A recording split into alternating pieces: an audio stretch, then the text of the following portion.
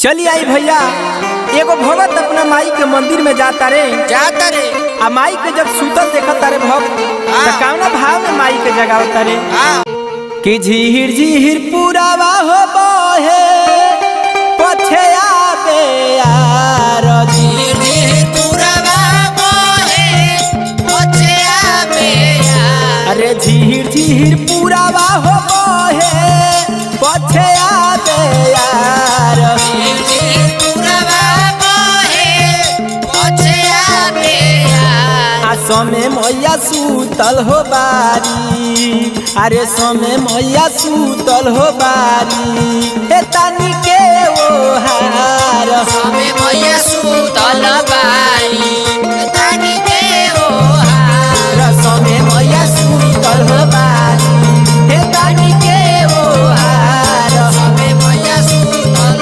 बारी भगत जगा कर माई के देखो समय मैया सूतल बारी तानी के ओ हार। समय मैया सूतल हो बारी। अरे का तू सुतलू मैया हो हे तानी के ओ हार। काटू सुतलू मैया हो तानी के ओ हार। का तू सुतलू मैया हो हे तानी के ओ हार। काटू सुतलू मैया हो तानी के ओ हार। आ तोहरो सेवा खावा मैया हो, यारे तोहरो सेवा खावा मैया हो दुआरे पर खार।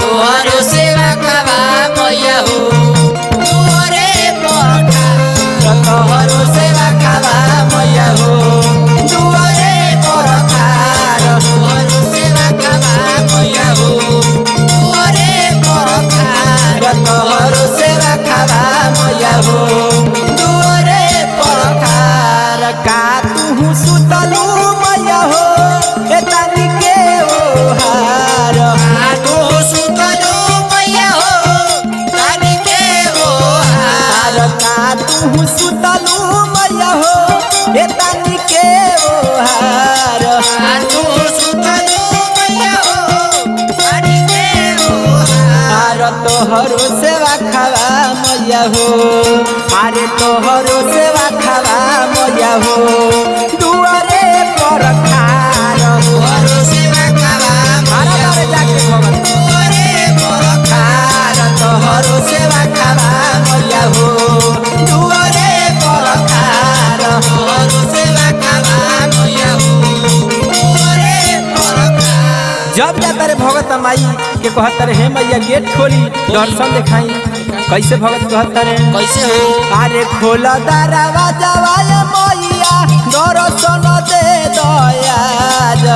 गारा बजावे मैया दर्शन दे दयाज। खोला दरवाजा मैया दर्शन दे दयाज।